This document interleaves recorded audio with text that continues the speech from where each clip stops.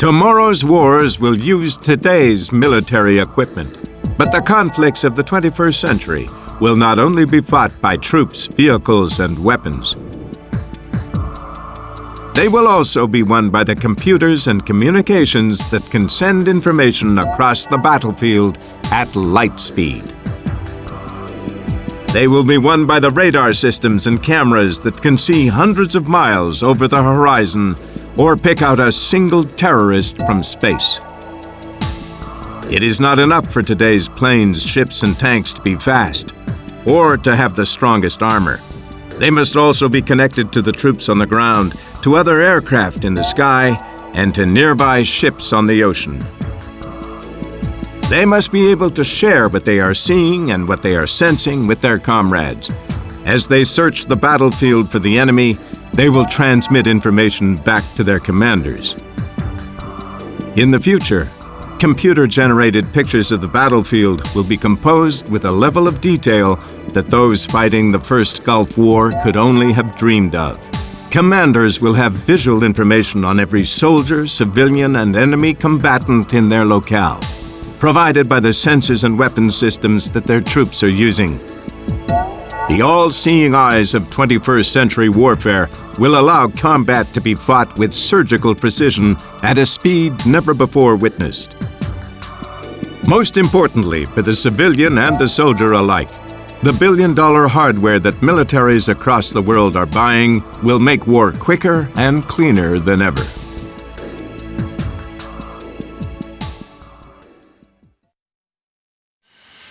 The F-22 Raptor is the world's most advanced fighter aircraft.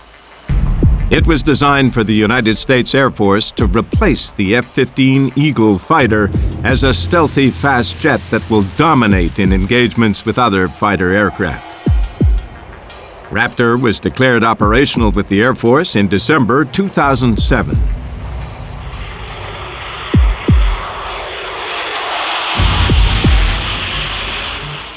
Langley Air Force Base in Virginia and Elmendorf Air Force Base in Alaska are the first locations to accommodate the aircraft.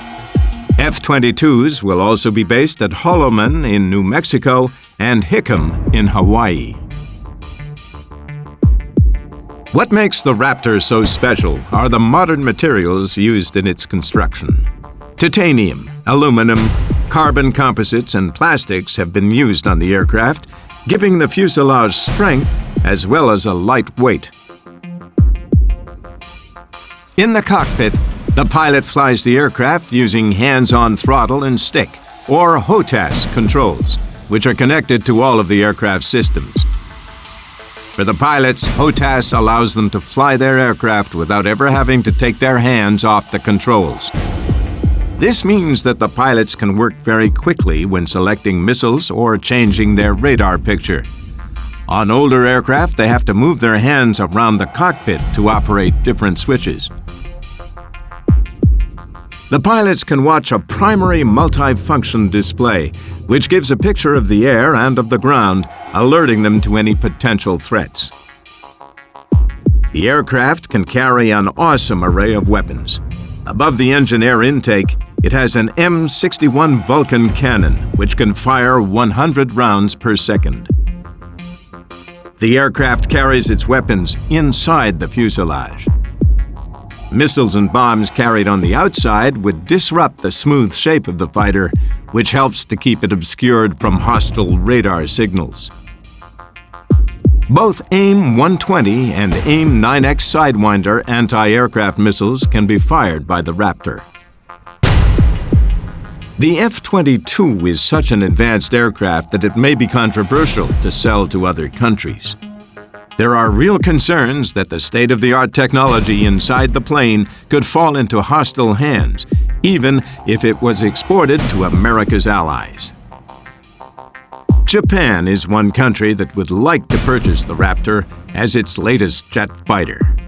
However, Export restrictions that ban the sale of American aircraft with advanced stealth technology in their design, and the high price of the aircraft, which costs around $200 million per aircraft, may place it out of reach for Tokyo.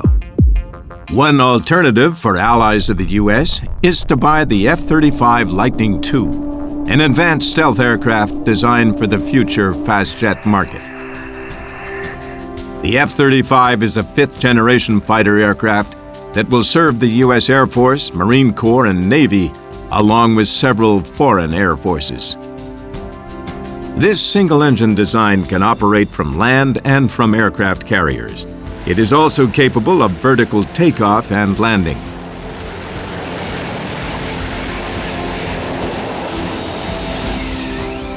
The aircraft was designed from the start to be stealthy and hard to detect by radar. Its angular shape and use of high-tech composite materials help to achieve low visibility. Like the Raptor, the Lightning II carries its weapons internally. The F-35 can carry a range of weapons, including joint direct attack munitions and sensor-fused weapons for attacking vehicles.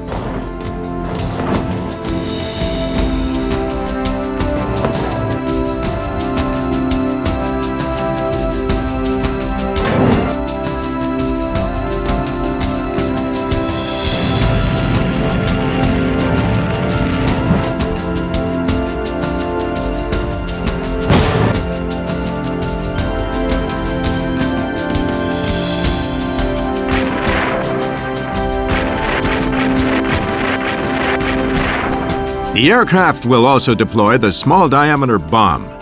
This is a slim weapon that takes up little space, allowing several to be carried. The F-35 can protect itself using the same AIM-120 and AIM-9X Sidewinder air-to-air missiles as the Raptor. The aircraft will also have a gun for attacking ground targets and enemy aircraft at close range.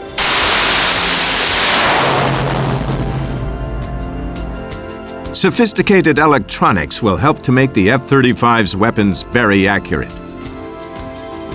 An electro-optical targeting system will enable the pilots to fire their weapons at long range, even in bad weather. A defensive aid subsystem provides protection. This listens for hostile radar signals that may be trying to locate the aircraft. The system will automatically blast out electronic interference to confuse the radar.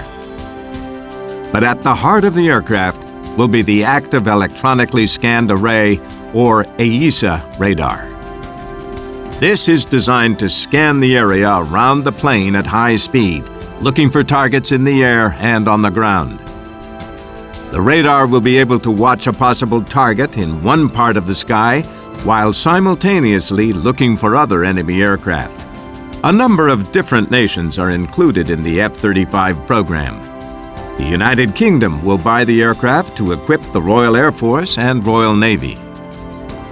Other customers could include Italy, the Netherlands, Australia, Turkey, Israel, and Singapore.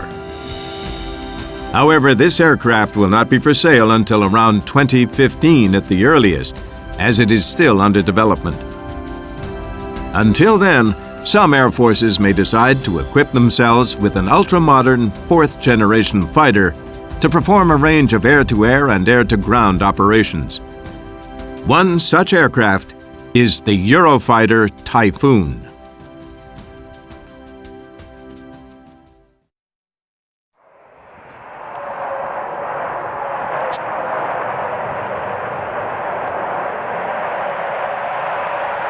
The Typhoon is Europe's answer to America's advanced fast jets.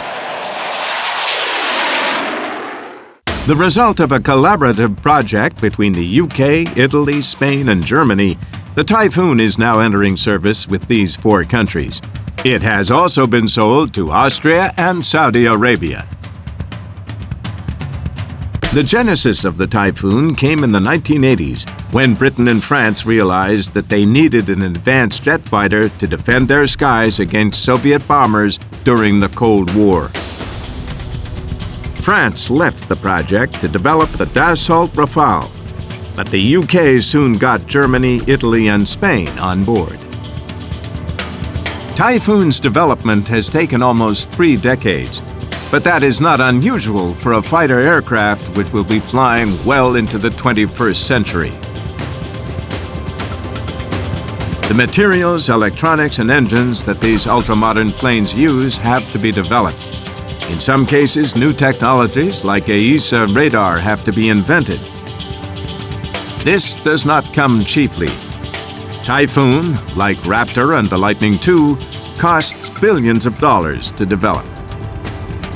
But all of this hard work has given the Europeans an aircraft that is second in abilities only to the Raptor. Typhoon has been designed to be aerodynamically unstable. What this means is that the aircraft would fall out of the sky if a computer did not make hundreds of tiny calculations each second to adjust the trim of the plane to keep it flying. While this might sound like a dangerous design for a fighter, it is not. Even though it sounds like a contradiction, it could end up saving a pilot's life. An aircraft that is aerodynamically unstable is more agile than an aircraft that will glide if a pilot takes his hands off the controls. This means that the Typhoon can perform impressive aerobatic maneuvers in the blink of an eye. This can get a fighter pilot out of a missile's path in a split second, or get him into a good position against an opponent in a dogfight. Typhoon's design has been through many changes as the program has evolved. Originally, the aircraft was conceived as a fighter designed to take on Soviet bombers. But the fall of the Berlin Wall and the end of the Cold War in the late 1980s caused the aircraft to be completely redesigned. No longer was the Typhoon to be only for air defense. It would be reconfigured as a potent air-to-ground strike aircraft that could also perform an air defense role. This would make the Typhoon a leading multi-role combat aircraft. It was also the first aircraft in Europe to be designed to fly at supercruise speeds. This means that the aircraft can fly faster than the speed of sound without needing to use an afterburner.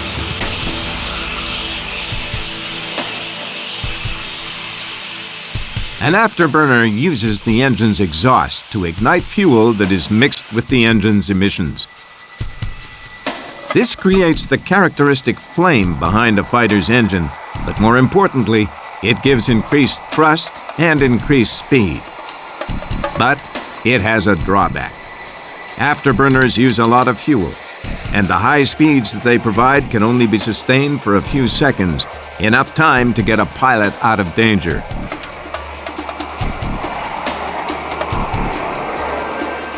Supercruise keeps the aircraft supersonic for prolonged periods of time, without consuming too much of the fighter's precious fuel. Although Typhoons are only just entering service in Europe, they have already been busy. In February 2006, 2 Italian Air Force jets patrolled the skies above Turin, where the Winter Olympics were taking place.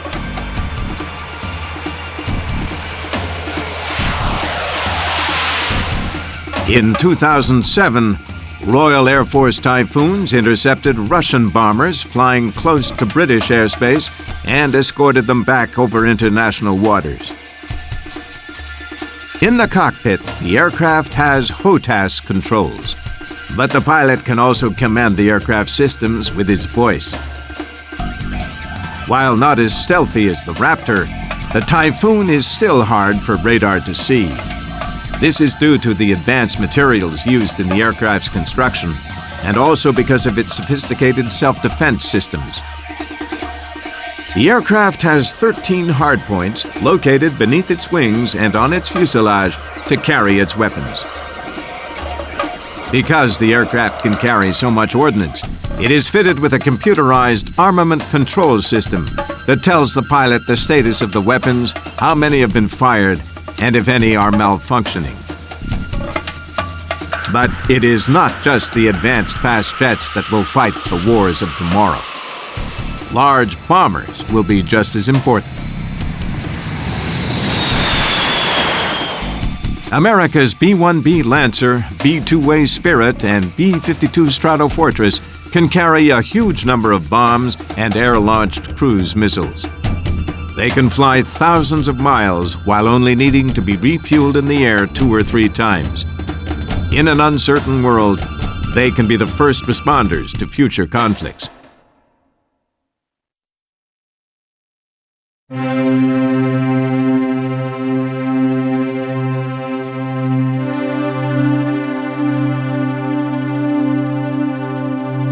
The Joint Direct Attack Munition, or JDAM, has given the U.S. Heavy Bomber Force impressive accuracy.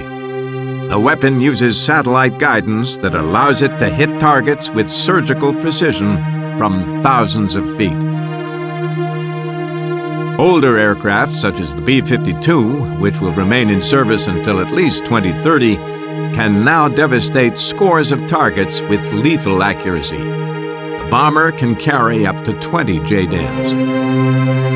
The aircraft is also receiving combat network communications technology, which enables it to receive information on new targets and to program its weapons accordingly in flight.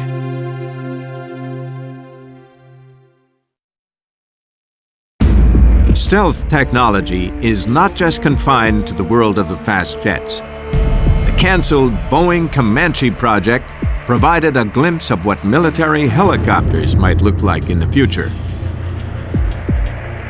The Comanche was conceived as an attack and reconnaissance helicopter.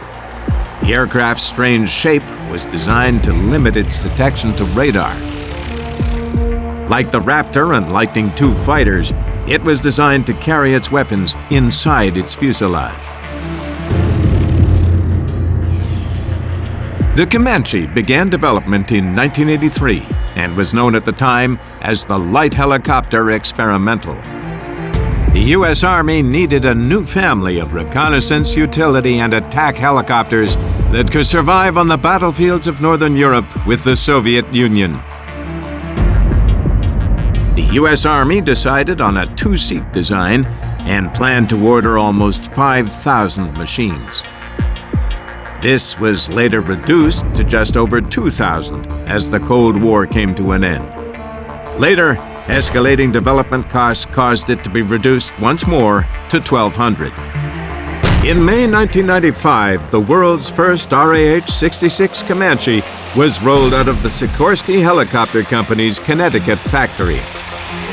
It performed its first flight in January 1996. The Comanche was outfitted with sophisticated electronics, allowing the aircraft to fly in bad weather and low visibility, and most importantly, at night. The aircraft's shape not only helped to protect it from radar detection, but its slim profile allowed it to fit easily into transport aircraft. This meant that it took less time to prepare the helicopter for flight once it had been flown to its destination. However, if transport aircraft were not available to move the helicopter, the Comanche had an impressive ferry range of over 1,200 miles. The helicopter's crew members were well protected.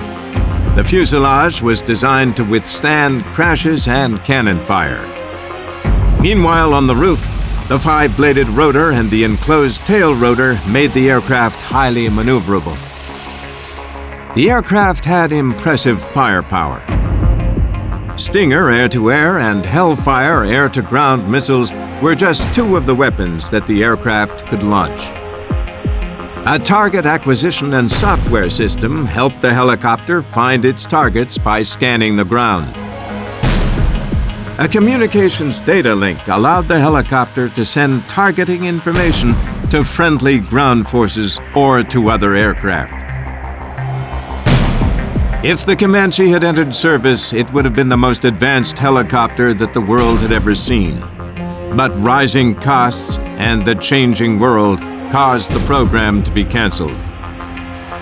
The U.S. Army announced in February 2004 that they would not be buying the Comanche. The wars in Afghanistan and Iraq at the time showed that unmanned aircraft were very useful at providing the reconnaissance that would have been gathered by the Comanche. And they could do this without putting pilots in danger.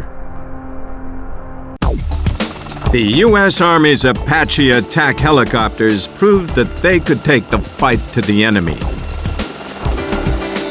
The money that was to be spent on the Comanche was earmarked for the improvement of the existing U.S. Army helicopter fleet. Before its cancellation, around $8 billion had already been spent on the Comanche program. Although the program was canceled, the lessons learned in stealth helicopter design will almost certainly be used on the next generation of attack helicopters. Like the Comanche, these aircraft will be built from advanced radar-absorbing materials. They will be quiet, making it hard for enemies to detect their arrival until it is too late. They will also include the same advanced communications systems designed to transmit targeting information to ground forces. This is important because these communications allow everyone to see the same thing. This is important in giving the commander a good look at the battlefield and to understand what is happening. But it also lets troops, aircrew, and sailors see where friendly troops are positioned and where the enemy is located. This is vitally important in helping to reduce friendly fire incidents in which one side accidentally kills their own troops by mistaking them for a hostile threat.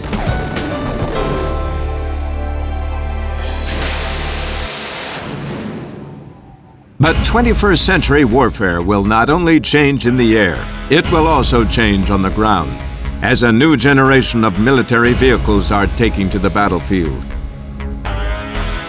While the tank will continue to be important, it will be the wheeled vehicles with their high speeds and low maintenance requirements which will take the war to the enemy. Like the aircraft, ships, and submarines, these too will be controlled by high-speed computers and linked together with advanced communications.